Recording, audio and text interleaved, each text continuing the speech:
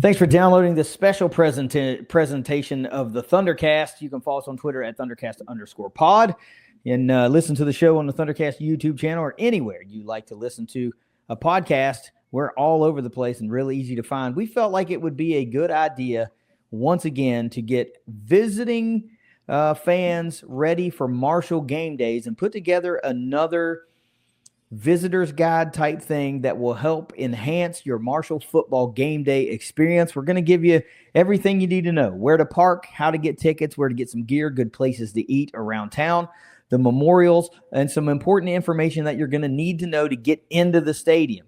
So kick back for the next 20 minutes, and we're going to give you all the info you need to know regarding Herd game days. And it's all brought to you this year by the Dead Meat Society, a really awesome lifestyle brand that centers around grilling and smoking and cooking. So for great tips and recommendations and all kinds of cool stuff centered around that type of lifestyle, you can go to deadmeatsociety.com. But I want to hear some more from them, Russ. So let's hear from Dead Meat Society. Yeah. And I'll just throw in here, too, that it kind of fits with what we're doing because we're all about tailgating. And that's what this guide is going to tell you something about tailgating. So it fits in really good. Ever since the discovery of fire, mankind has gathered around it to prepare food. And today we enjoy fellowship with family, friends, and even strangers as we cook and grill. At home on the weekends, at tailgates for sporting events, and just by ourselves to find inner peace. We have holidays centered around the custom of grilling. And now there is a society for those of us who like to grill, who stay up all night to get that smoke ring just right, who share their gifts with others. The Dead Meat Society is here. Flame, family, community, feed everyone. That's freaking awesome. I don't know who that guy is that talked like that, but I bet he has amazing hair. Shout out to the Dead Meat Society for coming on board with the ThunderCast this year and helping us put this video together for opposing fans. They're going to make their first or maybe a repeat trip back to Huntington. I think by now we've talked about enough that Herd hospitality is legendary, and we really pride ourselves on showing out-of-towners a great time in Huntington, West Virginia. There are some great tailgates, some great people around the lots at Marshall football games and other Marshall sporting events as well. But, man, we can't be more thankful to those guys for coming on board and being a sponsor of the ThunderCast this year. This is really awesome. So, yeah, and let's talk about that last little bit of that tagline, feed everyone. So that is both and community as well. But it's something that you do when you're tailgating. It's something that you do when you have people over for a cookout, but this is something that the Dead Meat Society is doing as well. A lot of their profits, they send those over to these other organizations out in the community and make sure that they're helping feed everyone, literally. So it's a great society to join. It's free. Find them over on Facebook, Dead Meat Society. Go to their website, deadmeatsociety.com. And you can support them by getting merchandise and all kinds of cool little things that tailgaters love here very soon. Absolutely, man. And like I said, if you're into the grilling, smokers, and just cooking in general, this is a great community for you to be a part of. You can fellowship with other folks that are into that sort of thing, and you can share tips. You can get gear recommendations if you're looking to upgrade your setup or even get in to that type of lifestyle. You want to start smoking meats and that sort of things. Like, you might as well get the right stuff right out of the gate and go talk to some pros that are into this stuff. Like, this is what they do. This is their hobby, and they're really serious about it. And we're lucky enough to have a couple of those guys that partner with us on a regular basis. They're good friends of ours. And if you can get any type of knowledge from guys like that, you're going to be cooking really good food in a really short amount of time. But let's talk about the visitor's guide. Let's talk about folks that are making that first pilgrimage to Huntington, West Virginia to check out the Herd, or maybe they're coming back because they had such a great time that they put Marshall on the must-revisit list. The first thing that most people want to do when they come to town is they want to see the university a little bit, and they want to talk about, they want to hear the story. They want to see some of the monuments that maybe they saw in We Are Marshall. They want to see some of those historic sites. So let's talk about some of those, Russ. Let's begin with the Memorial Fountain on the Memorial Student Center Plaza, right there in the smack dab of the heart of Marshall University's campus. You cannot miss it. Gorgeous structure. I might say that Marshall is a very, very walkable campus. So you're not going to be traversing a lot of hills like you might be thinking since you're in West Virginia. Very easy walking. Just about anybody will be able to get from end to end on Marshall's campus very, very easily. But right smack dab in the middle there is the Memorial Fountain. Depending on when you get here, we turn it off every year, November the 14th, and that's a ceremony that we do, and it doesn't come back on until the spring game, but if you're there before November the 14th, if you come in, you're going to see that, live and working, but it is shut off every year on November the 14th. That's right. And of course, one of the other main, I don't want to call it an attraction, but something most people want to see when they come to town is, of course, the grave site up at the Spring Hill Cemetery, where the 6 unidentified players, along with Coach Rick Tolley, are buried. Nate Ruffin is also in that area. So it's really a breathtaking thing to see. And if you can see there at the base in this particular picture, there's a varsity stripe and looks like a 75 helmet decal. But at any given time, people who come and visit leave trinkets from their particular school or some kind of memento to mark that they were there. It's a must-see thing if you're in Huntington, West Virginia. So these 6 players, they know who they were, but they could not identify the 6 bodies. So they were marked and buried together. And because of that, they buried their coach there with them. And Nate Ruffin, who passed away much later in life, chose to be buried there as well. Yeah. Probably the last among, unless you're into seeing the buildings of campus, which a lot of people are. But as far as crash sites, you'll want to head out to Canova, down the road just a little bit, not very far. Handful of exits up I-64 west.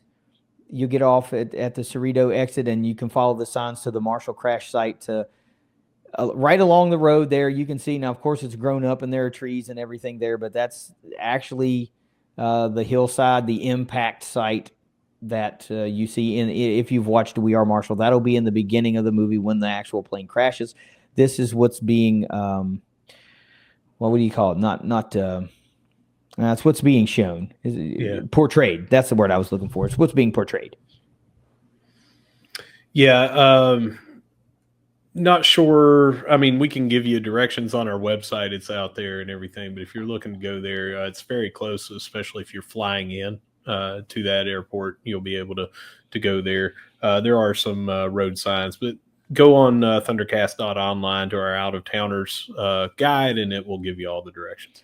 All right, so breezing on through, we're going to talk about main campus. How easy is it to get to Marshall University from the highway? It's pretty daggone easy. There are, a quartet or more of exits to get to campus off of the interstate. Yeah, depending on which way you're coming. If you're coming from the Charleston, West Virginia area, you'll want to take exit 15 or exit 11. If you're coming from the Kentucky side of Interstate 64, you'll want to take 6 or 8. But there's no real bad way to come in, I guess you'd say. Yeah, it's super easy. Most folks are probably going to get off on exit 11, which is the Howell Greer Boulevard exit. It's a main artery right through town, and you take it right down to 5th Avenue, and you can turn right, and you're basically cutting not through campus, but there's campus buildings on the left of you and campus buildings on the right of you. And if you go down 4 blocks, you're going to see the football stadium. You cannot miss it. The biggest part of campus is there from Hal Greer Boulevard, which is 16th Street to 20th Street, that 4 blocks that KD was talking about, from 3rd Avenue to 5th Avenue. 3rd Avenue goes one way, 5th Avenue goes one way. So it's the meat and potatoes of campus is right there. Buildings all over to expand a little bit. And right off of that is the athletics facilities. Most of them are around the same area just off of 20th Street. Yep, that's right. So now that we're in Huntington, we've seen some of the memorials, or we've at least found out where they are. let's talk about some of the things that you can do in Huntington before or after your game day to round out your trip. I mean, there's plenty of parks. If you catch it at the right time, you can go to Ritter Park and see the Rose Garden. Absolutely beautiful. It's a real bullet point for the city of Huntington. It's an absolutely gorgeous park. Tons of walking trails, running trails, of course. Huntington is an old railroad town.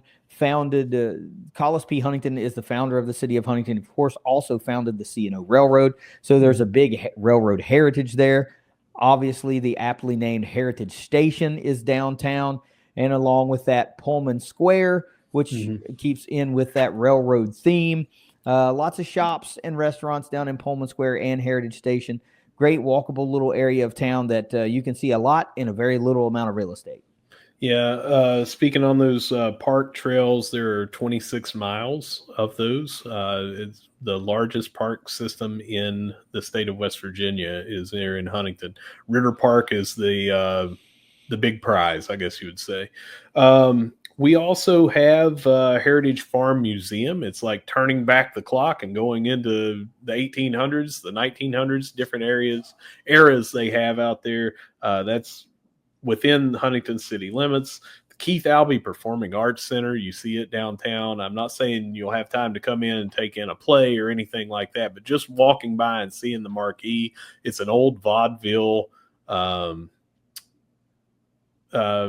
marquee. It's a vaudeville performing place, theater. I can't describe it unless you would go there, but it looks also like you're back in the 1920s. Yeah, it's just a theater from another era. It's very visually striking when it's lit up at nighttime. And of course, it's right around some other restaurants and things that are lit up as well that kind of keep in that theme. So there for that block or so, you kind of step back several decades, a lot of decades, and it's a pretty cool little part of town. I've seen a number of things inside the Keith Albee. You're right. You probably won't be able to take in a performance of any kind, but it's still cool to see nonetheless. Now let's talk about how we get some tickets to the daggone football game. You always want to go through Marshall's ticket office, and by phone, you can do that at 1-800-THE-HERD.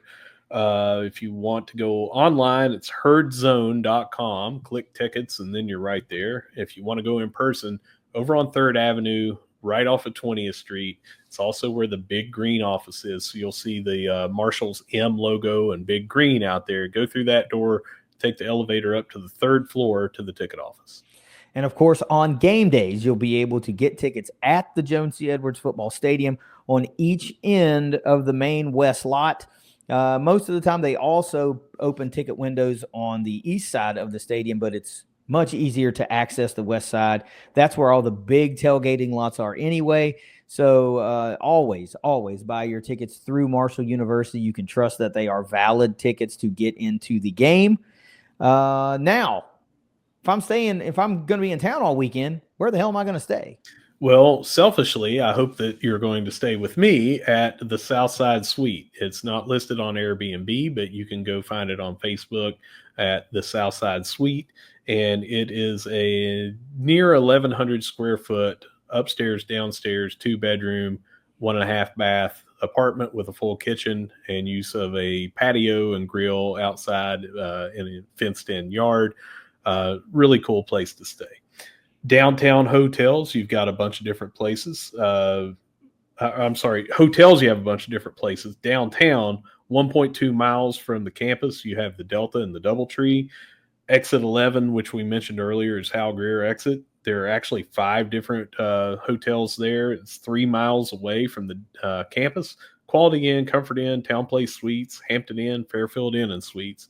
Then exit 15, another one of those ways that you can take an exit to get to the stadium. 5.3 miles from the campus, they have the Red Roof Inn, the Days Inn, and then exit 20, which is the Huntington Mall exit. You cannot miss it when you're going through there. They have several different places, 12.9 miles away, Comfort Inn, Best Western, Delta, and Hampton Inn. Yeah, I just want to toss out there, if you do decide to stay out in Barbersville at the Huntington Mall exit, there's still plenty of things for you to eat. You're still going to be around plenty of things. If you're just the type of person that likes to be on the outskirts of the city, then that might be the choice for you. I would recommend definitely the Delta Hotel. That's a really nice hotel.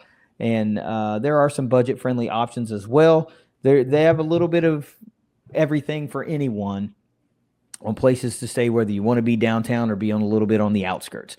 Huntington is, of course, is a food town, and there's some great restaurants to eat in and around Huntington, West Virginia. And we're not going to talk about those chain restaurants because you can get that anywhere. But if you want to go get a taste of the local flavor, there are plenty just on the perimeter of the football stadium, even more down towards that Pullman Square area that we talked about earlier.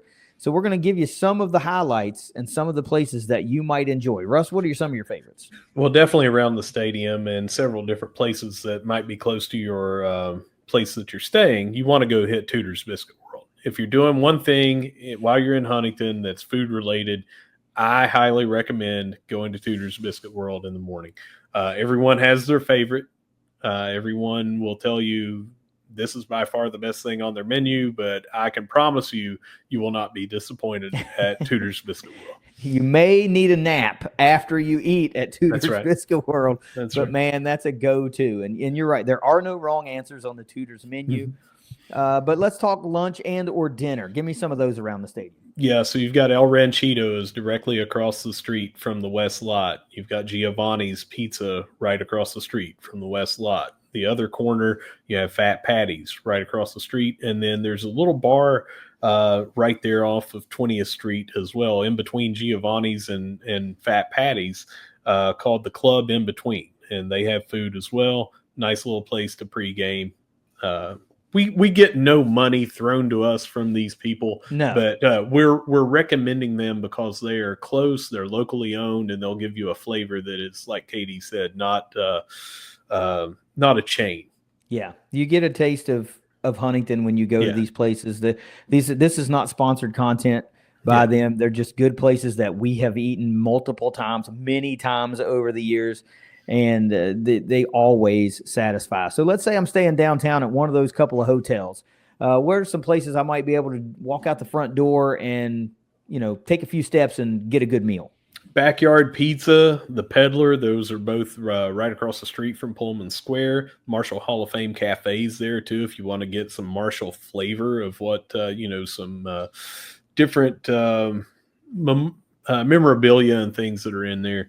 Basque Smokehouse is new, and it's there at Pullman Square. Calamity J is right across from the campus on 16th Street, Hal Greer. And one that we always throw out here, the Union Pub and Grill. If you're going downtown and you want to take in some Huntington and Marshall flavor, you need to go to the Union. It's been a rite of passage is what it is. It's been there now for right at 35 years, and you'll see not only Herd memorabilia, but also professional memorabilia in there from Herd players and some other players.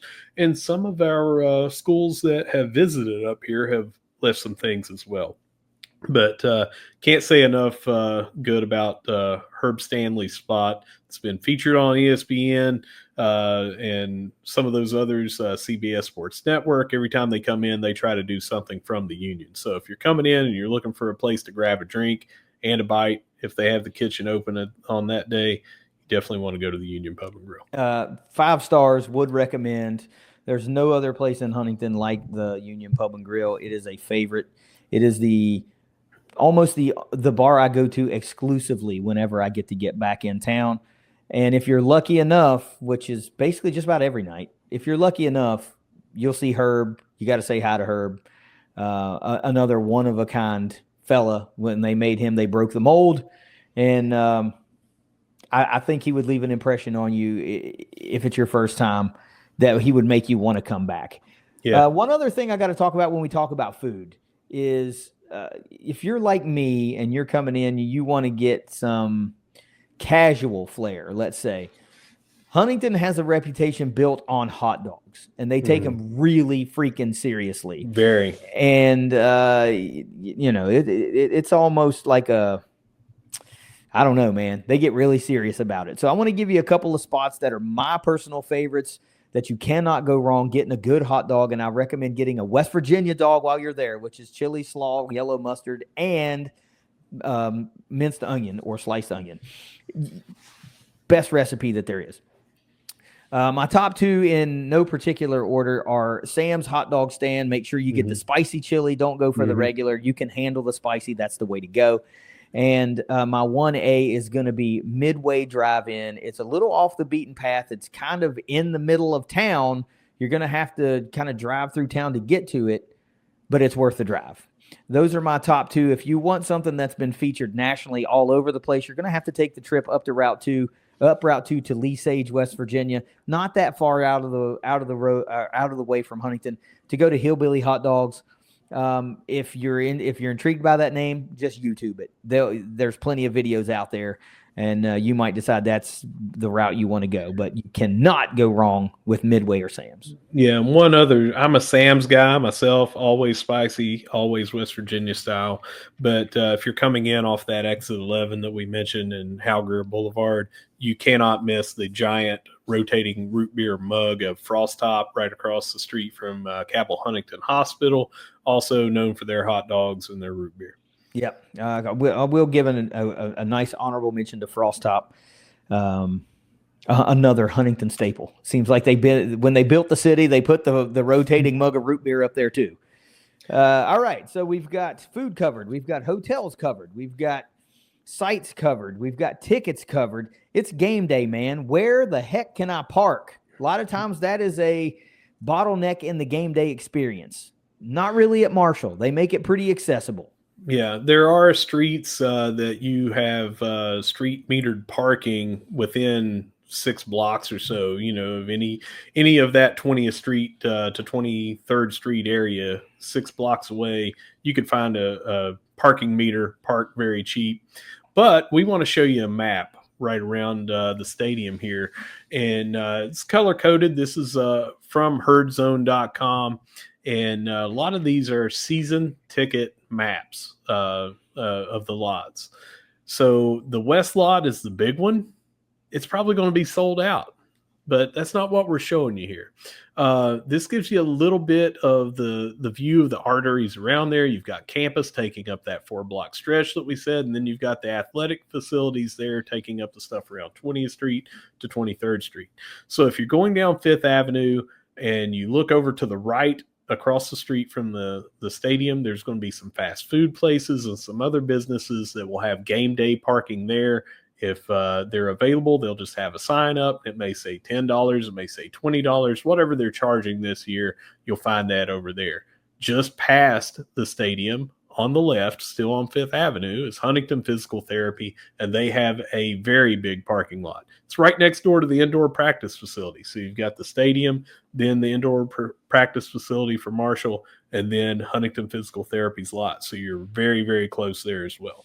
Yeah, HPT is just off of this map. It is not pictured. So if you see the Marshall Football Stadium, the big, the green mark moving towards the right on the map, you'll see the Chris Klein Athletic Complex, which is the indoor, and then the end of the map, where the end of the map would be HPT, where they have first come, first serve game day parking. You can walk right down the 4.5 alley and get to the stadium. It's really, really, really easy. There are a number of lots that are going to have available parking within a 1 to 2 block radius of the stadium.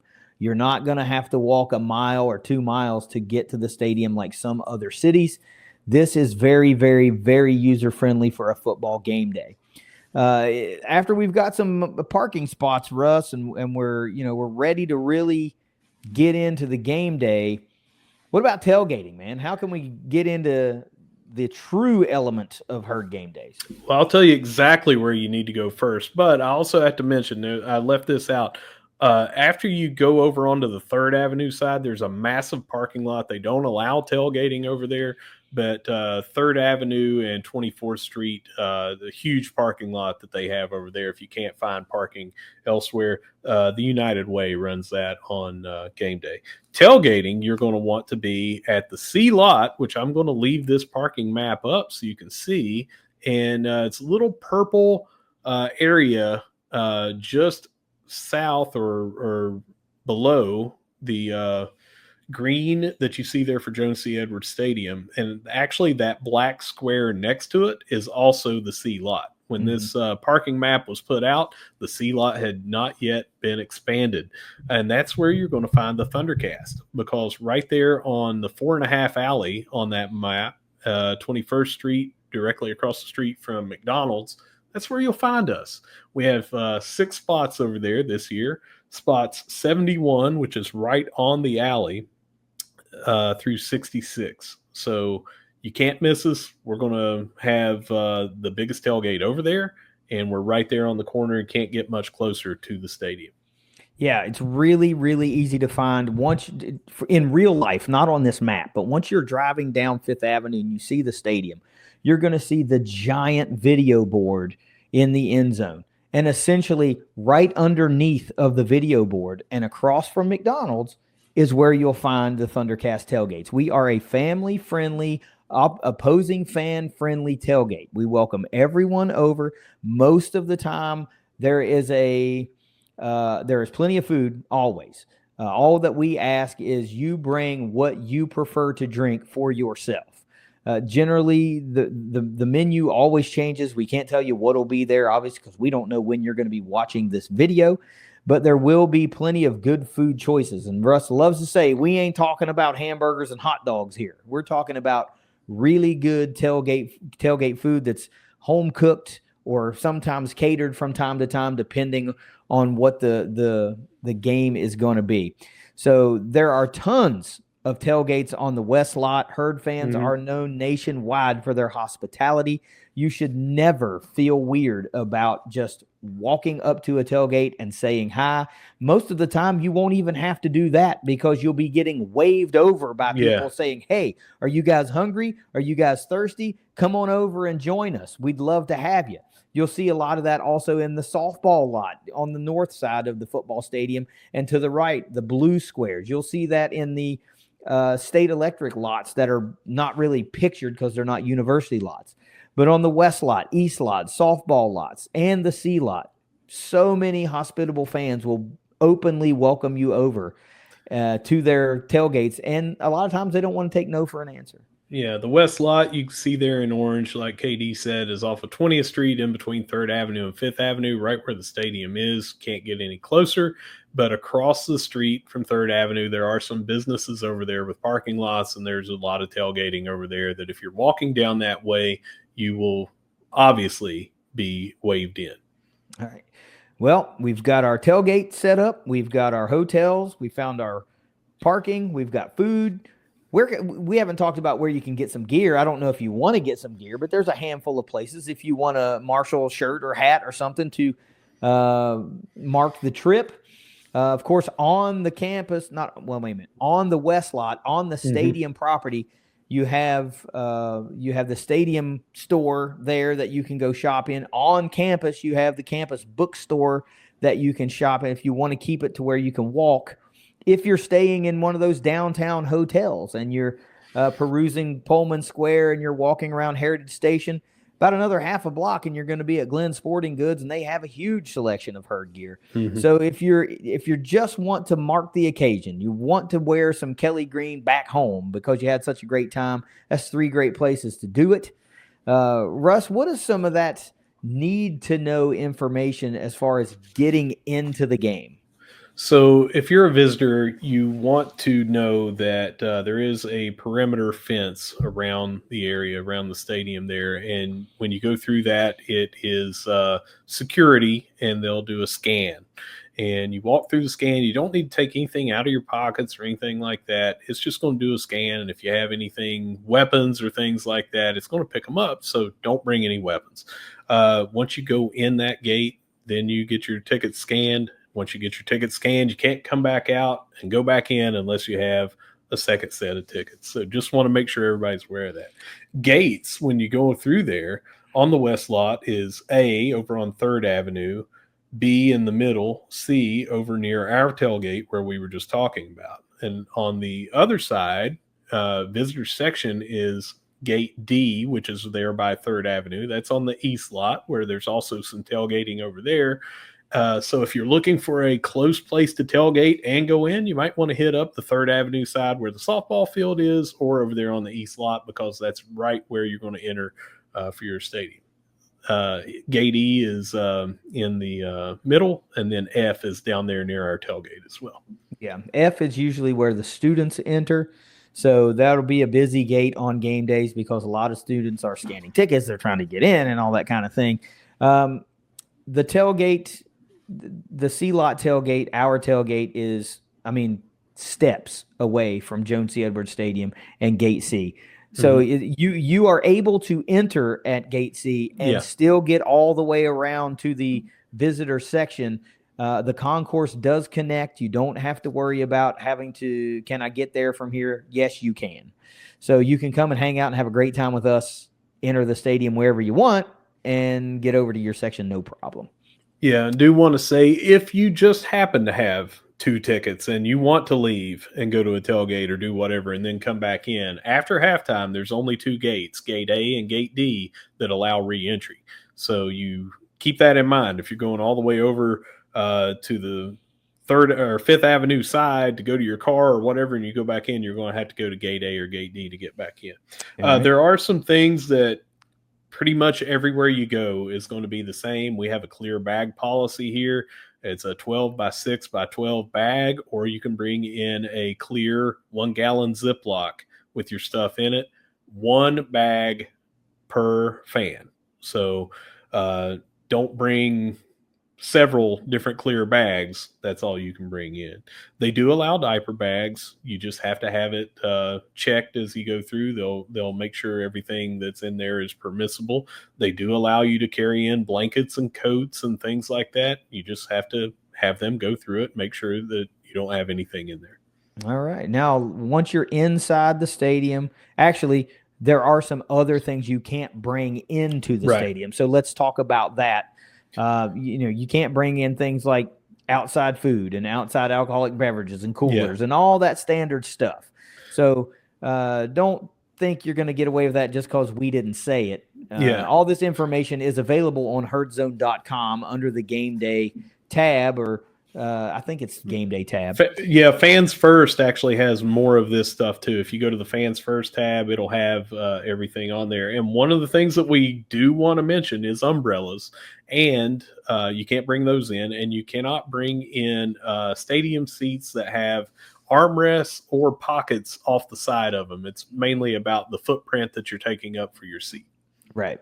But the little foam ones or anything without an armrest are just fine. And if you want, when you enter the stadium, if you're like, I forgot my stadium chair, I think you can still rent some for the game inside on the concourse. So you be squared away there too.